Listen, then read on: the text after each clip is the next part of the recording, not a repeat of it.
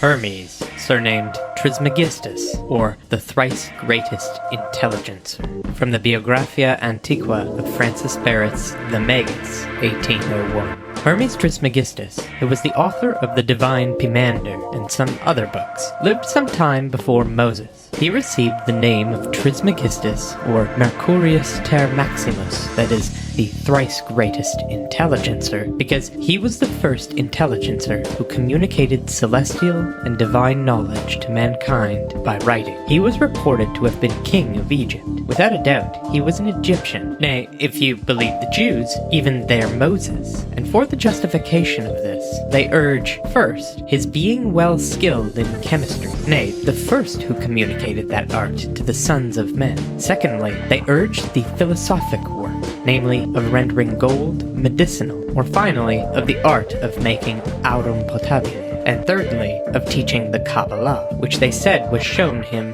by God on Mount Sinai. For all this is confessed to be originally written in Hebrew, which he would not have done had he not been a Hebrew, but rather in his vernacular tongue. But whether he was Moses or not, it is certain he was an Egyptian, even as Moses himself also was, and therefore, for the age he lived in, we shall not fall short of the time if we conclude he flourished much about the time of Moses. And if he really was not the identical Moses, affirmed to be so by many, it is more than probable that he was king of Egypt. For being chief philosopher, he was, according to the Egyptian custom, initiated into the mysteries of priesthood, and from thence to the chief governor, or king. Note, the Kabbalists of the Hebrews affirmed that Moses was this Hermes, and although meek, yet was a man possessed of the most serious gravity, and a profound speculator in chemistry and divine magic, that he, by divine inspiration on the mount, became acquainted with the knowledge of all the natural and secret operations of nature, that he taught the transmission of metals through Kabbalah, that is,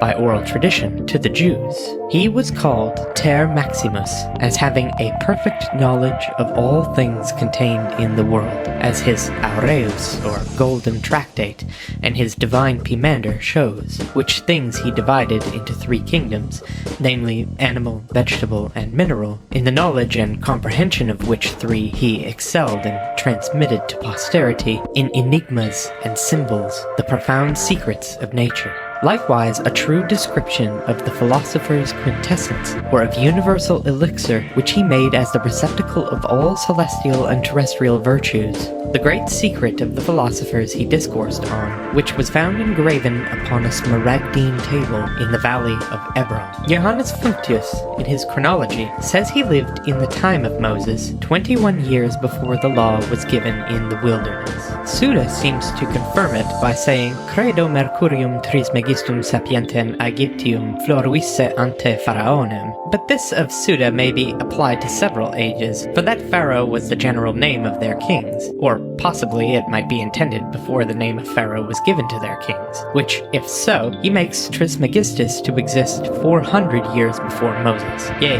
before Abraham's descent into Egypt. Note, according to the best authorities to be taken, Hermes Trismegistus lived in the time of Pharaoh, Israel's tyrant and oppressor, and was not the same with Moses, who opposed the 2 Egyptian sorcerers, Yanes and Yambres. There is no doubt but that he possessed the great secret of the philosophic work, and if God ever appeared in man, he appeared in him, as is evident both from his books and his Pimander, in which works he has communicated the sum of the abyss and the divine knowledge to all posterity, by which he has demonstrated himself to have been not only an inspired divine, but also a deep philosopher, obtaining his wisdom from God and heavenly things, and not from man.